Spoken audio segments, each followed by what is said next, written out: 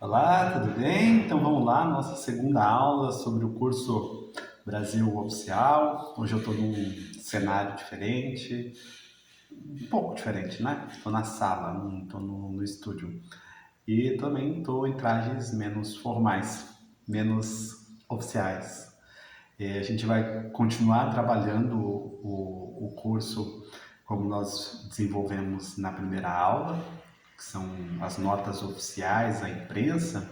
É claro, quando eu posto no YouTube, você só pega 15 minutos da aula, né? Esse curso tem aulas de 50 minutos. Então, essas aulas elas são pagas. O que vocês recebem aqui no YouTube é uma amostra do curso. Claro, se você não tem condições de pagar pelo curso, está tudo certo. O que eu deixo na aula gratuita, na amostra, é a diretriz que a aula vai tomar. Então, lá na aula 1, eu preciso que você leia o discurso de posse do chanceler Mauro Vieira. Essa foi a tônica da primeira aula, por uma série de razões que eu expliquei na primeira aula. É um conteúdo institucional, um conteúdo oficial, que dá relevância para esse curso, senão você poderia ir para um outro curso qualquer, mas a estratégia desse curso é que você passe no concurso e para passar no concurso você precisa dar uma limpada nos conteúdos que você tem à sua disposição e se concentrar exatamente naquilo que as bancas amadoras esperam de você. E a banca não poderia esperar outra coisa senão a institucionalidade do Ministério das Relações Exteriores. Lembrando que existe uma outra diplomacia, que talvez a gente chamasse de diplomacia presidencial, há quem diga que foi inaugurada por Fernando Henrique Cardoso, mas Lula ainda exerce, né, que é justamente a inserção do chefe de Estado nas pautas da política externa brasileira, e essa inserção acontece no governo Lula 3 também, mas não é para o Palácio do Planalto que você está concorrendo. Você está concorrendo a uma vaga para o Ministério das Relações Exteriores. E, como tal, os discursos e as posições oficiais do Ministério das Relações Exteriores, em termos de conteúdo e de forma, que você deve prestar mais atenção. Combinado? Então, não é diplomacia presidencial. É claro que o Lula, como chefe de Estado e chefe de governo, importa para nós, mas ele importa, olha que só, o absurdo que eu vou dizer aqui, ele importa na medida que o Ministério das Relações Exteriores o coloca. Ele não importa na opinião da imprensa brasileira, ele não importa na opinião da imprensa internacional. Ele, de fato, me importa na medida que o Ministério das Relações Exteriores, para onde é o cargo que nós concorremos, ele é relevante. Então, claro, discurso de posse do Lula é relevante, discurso de posse do chanceler Mauro Vieira é relevante. César, e como eu determino o que é relevante para o concurso? Você não determina nada. Quem determina, quem faz a seleção, também não sou eu. Quem faz a seleção do que é determinante são as bancas examinadoras. São elas que formulam as questões, são elas que dizem o que é certo e o que é errado. Por essa razão, o curso se chama Brasil Oficial. Eu vou pedir uma paciência de vocês que já me acompanham há mais tempo para conversar com você que está chegando agora e se interessou pelo conteúdo da diplomacia. Se você está na graduação ou se você está no ensino médio, a gente precisa lhe dar um alerta de que você tem oportunidade de estudar com uma estratégia um pouco diferente da desse curso. Você pode me procurar no plantão 24 horas que eu elaboro uma estratégia para você estudar, porque você só vai ser treineiro no próximo concurso, né? Você não pode tomar posse. Mas se você vai disputar as vagas, se você já tem o curso superior completo em qualquer área, reconhecido pelo MEC, se você está lá nos gozos dos seus direitos políticos, tem entre 18 e 69 anos, enfim, se você tem os requisitos para tomar posse, você pode disputar as vagas. E eu vou dirigir esse curso para quem está em condições de, claro, disputar essas vagas, tá bom? Bem, vamos lá. Hoje eu queria trabalhar um pouco com vocês como é que a gente vai desenvolver essas 30 aulas e por que elas são tão importantes. Eu vou tentar fazer um batidão aqui no YouTube para... Nós estamos em dezembro de 2023. Para terminar essas 30 aulas do curso Brasil Oficial nos próximos 30 dias. Veja só, nós vamos passar Natal, nós vamos passar Ano Novo, como as aulas aqui são mais ou menos curtas, eu quero terminar isso e você vai poder seguir a sua preparação com autonomia. Olha que bacana, né? Então a gente não vai prender você na DIP, não. A ideia é que você suma da minha frente mesmo, sabe? Que você de fato faça a preparação por conta própria. É claro, eu estou sempre no plantão para te dar o apoio que você eventualmente precisar. O concurso tem 3 fases, você sabe disso. Primeira fase objetiva, certo e errado, 73 questões. Segunda fase já é discursiva e terceira fase também discursiva. Na segunda fase você concorre a 200 pontos, na terceira fase você concorre a 600 pontos. Para fins de nota final do concurso, é bom você lembrar que as notas são somadas da segunda e da terceira fase. As notas da primeira não entram no cômputo da nota final. Mas então, César, para que serve a nota da primeira fase? A nota da primeira fase, ela serve para estabelecer quem tem aptidão, quem tem competência, quem tem desempenho para prosseguir no certame. Como não dá para todo mundo fazer todas as fases do concurso, o Instituto Rio Branco entende que é preciso fazer o que há pouco tempo atrás se chamava de teste de pré-seleção. TPS, teste de pré-seleção. Hoje, primeira fase do concurso. A ideia é selecionar os melhores classificados para, de fato, ver como que a onça bebe água, que são nas provas discursivas. E vou ficar muito feliz se em 2024 você que está me assistindo tiver condições de ir para a segunda fase. Então, se a gente puder fazer um pacto aqui, se a gente puder combinar uma coisa aqui, eu combinaria com você de você não medir esforços de passar de fase, fazer de tudo para ir para a segunda fase. Agora, tem que estudar muito, César. Sim, tem que estudar muito, mas precisa mais do que estudar muito, precisa estudar melhor, precisa estudar adequadamente, de uma forma que funcione para você.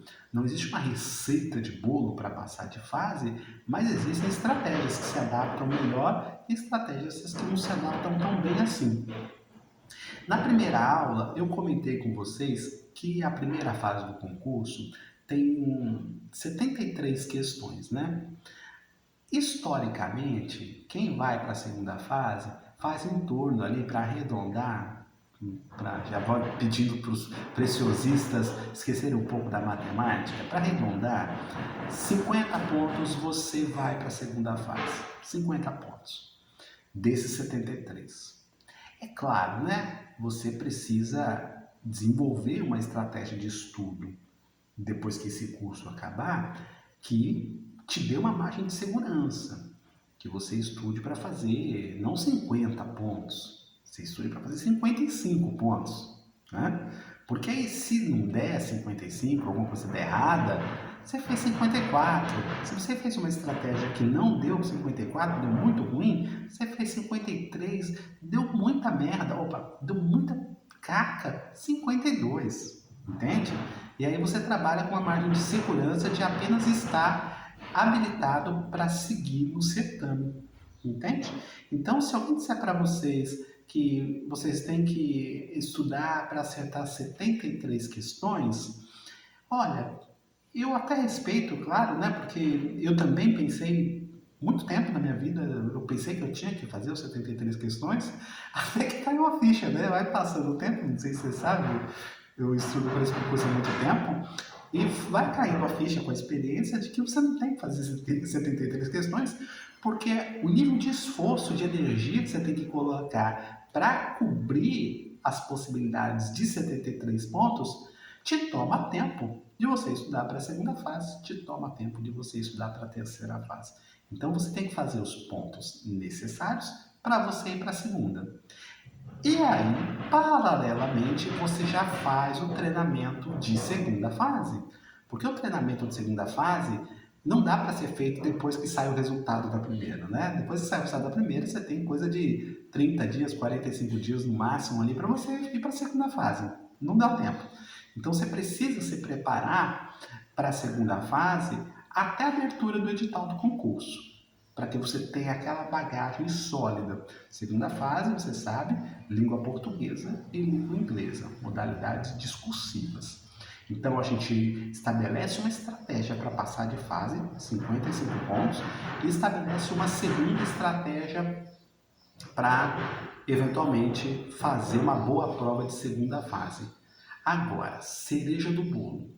Cereja do bolo é a terceira fase. Prova discursiva vale 600 pontos. Uma prova absolutamente diferente da prova da primeira fase.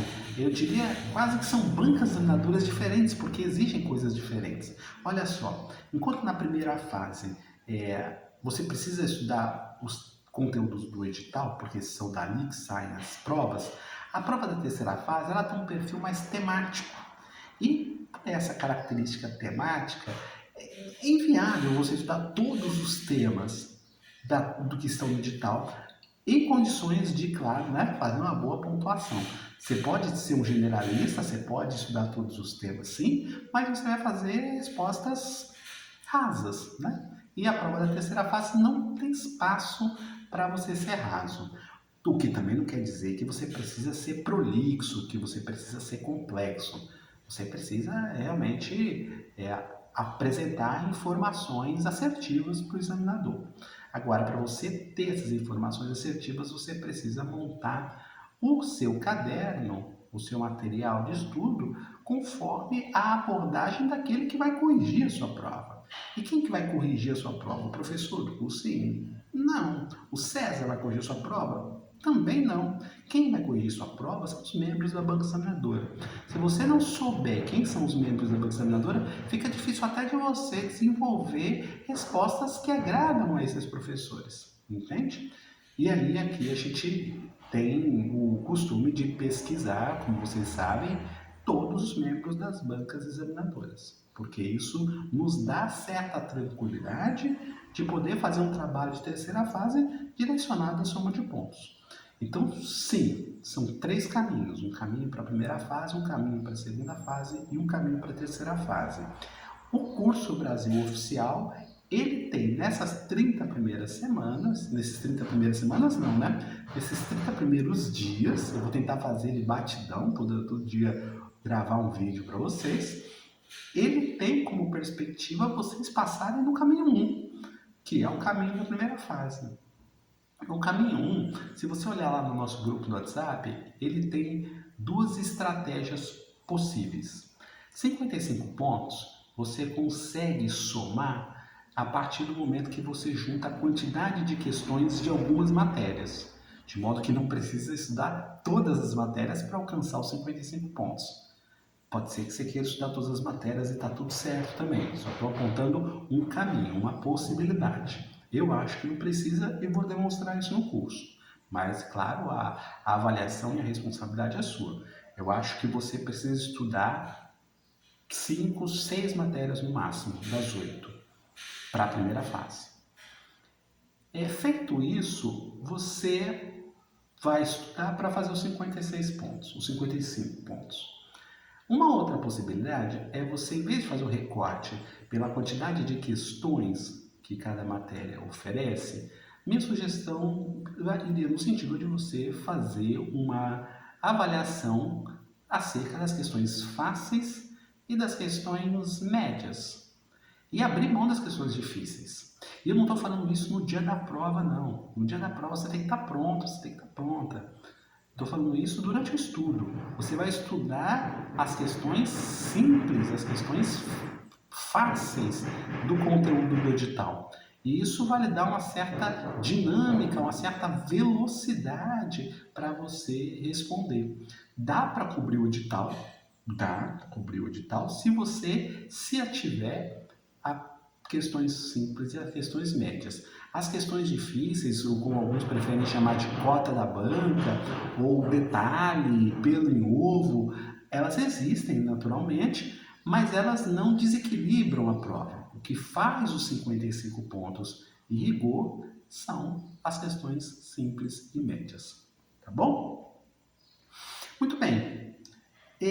Hoje eu vou trabalhar com vocês, se vocês, claro, entenderam essa dinâmica do caminho 1, do caminho 2 e do caminho 3, eu vou trabalhar com vocês as bancas examinadoras da primeira fase. O que uma prova, por exemplo, de língua portuguesa te exige na primeira fase? Celso Cunha e Bechara, basicamente. Claro, e fazer os exercícios.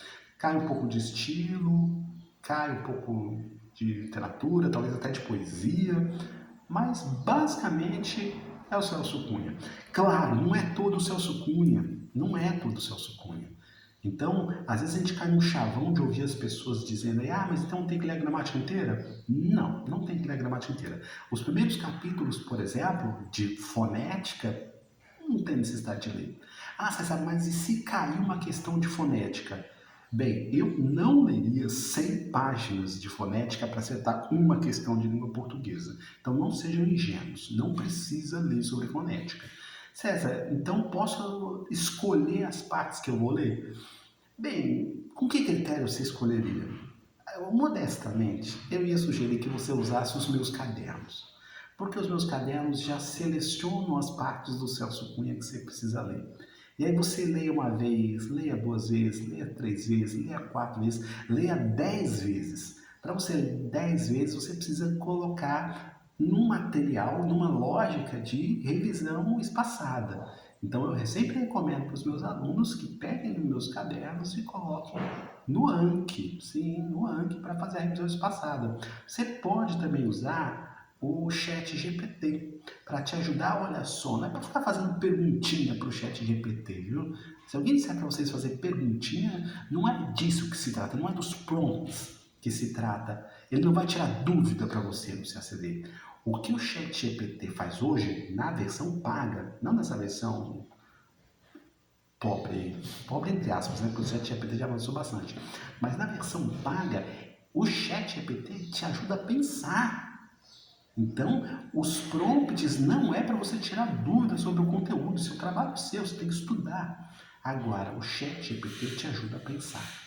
E aí tem prompts muito bons, se você quiser, entra mais uma vez aí no nosso plantão para eu te passar os prompts que te ajudam a pensar. E aí você tem o material de língua portuguesa. Cadernão César Santos, Anki Chat GPT. Tudo bem? História do Brasil. História do Brasil, você precisa se ater aos nomes, aos dados, você precisa se ater aos nomes, às datas e aos fatos históricos.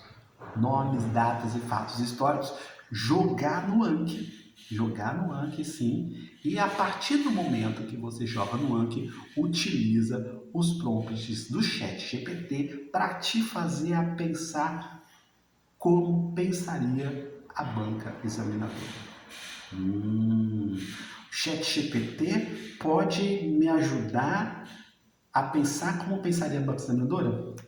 Muito mais do que isso, mas eu não tenho tempo para discutir com vocês Chat GPT aqui. Mas usem Anki e Chat GPT e o meu cadernão, porque no cadernão de História do Brasil, assim como o de língua portuguesa, eu já separei os capítulos do Boris Fausto, já separei os capítulos do Brasil Nação, já separei os capítulos do HPEP, os capítulos do Recupero, de modo que você não precisa ler esses livros completamente, senão você vai perder. Então, muito bem, a gente vai terminando por aqui a nossa aula 2. Para cada disciplina, naturalmente, a gente tem uma busca obsessiva. Então, língua portuguesa, a gente vai buscar o uso da língua. A história do Brasil, a gente vai buscar os nomes, as datas e os fatos históricos, mas poderia aqui falar para você dos conceitos e aplicações de economia, da obsessão locacional de geografia, poderia falar para vocês do uso da língua inglesa e dos vocabulários, que é a correção gramatical e a propriedade da linguagem, e assim por diante. Para isso, eu vou pedir para você entrar no grupo e me chamar lá no plantão, tá bom? Grande abraço e até a próxima aula.